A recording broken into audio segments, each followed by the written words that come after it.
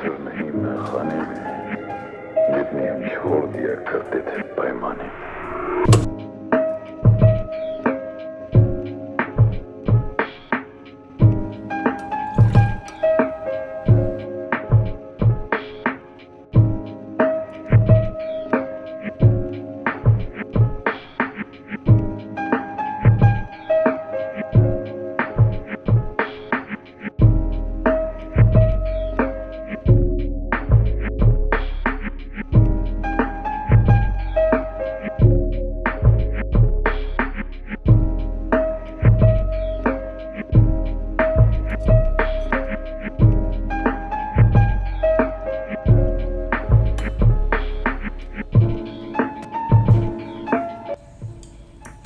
Okay, hello. So you might have noticed there is a change of position within the same room. So I used to sit right over there, but I decided to move my table right in front of this window. You can also notice that you're getting a bit of a wider view now.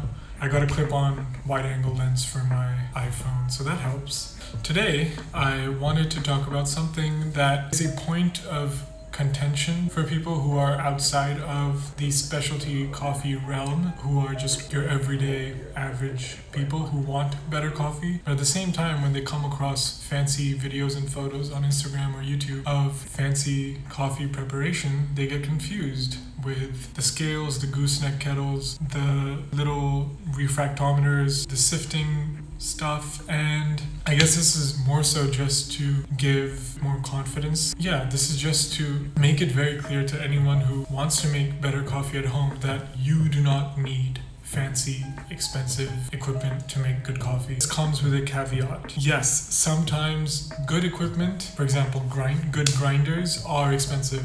I'll get more into why that matters. So what should you own to make good coffee?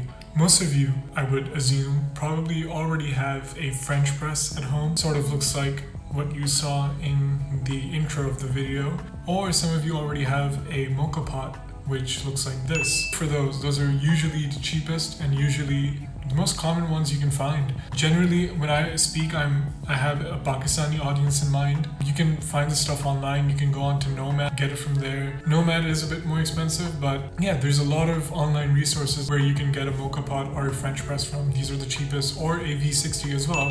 When it comes to pouring water, you don't need a gooseneck kettle. You can do just fine with an electric kettle or any other sort of thing to pour water out of. A Moka Pot, French press, V60 is probably where you want to start. AeroPresses are great too, but I think they're more difficult to find compared to a French press and Moka Pot. I'll also provide brewing guides down in the description below. I wouldn't do the tutorials myself because I trust more qualified people to provide that information. Number 2, you need good beans. I think good beans are probably the most essential part of brewing good coffee. The fresher they are, the better. And if they're locally roasted, that's great. And if you're getting ground beans, you might want to store them in a tightly packed container of sorts. If you're someone who's from Pakistan, I'll link great local roasteries that you can order from down in the description below.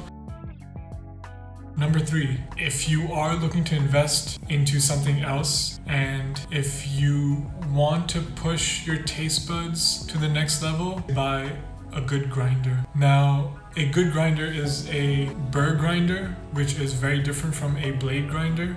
You get a much more consistent grind than you would from a blade grinder, which would give you very fine and very coarse particles all in one grind, and that is terrible when it comes to coffee extraction because you do not have a even and well extracted brew. Invest in a good grinder, which will give you consistent grind size. You can get a Hario Skirton. I think that's great for entry-level manual hand grinders. You can get ground beans from your roaster. That comes with the cost of having stale coffee after a few days, unless you've really packed and sealed it in a container properly. It still will lose much of its aroma and flavors, but it won't be as bad if it's just sort of lying outside or loosely packed. although it is convenient, and that's fine, you can do that. And if it tastes good to you, that's great. And if it's a good coffee, you ideally want to extract and taste everything that it has to offer, and hence you would buy them whole bean, in whole bean form, and grind them fresh right before brewing, and that would provide you with the ideal amount of taste, flavor, aroma, etc., etc. You don't need fancy stuff to make good coffee. You can do perfectly fine with very basic stuff, unless you really want to dig deep into it and make it a hobby, in which case get all that stuff. That just depends on wherever you're at and how much you're willing to invest. That's about it. Right, that's it. Okay, bye.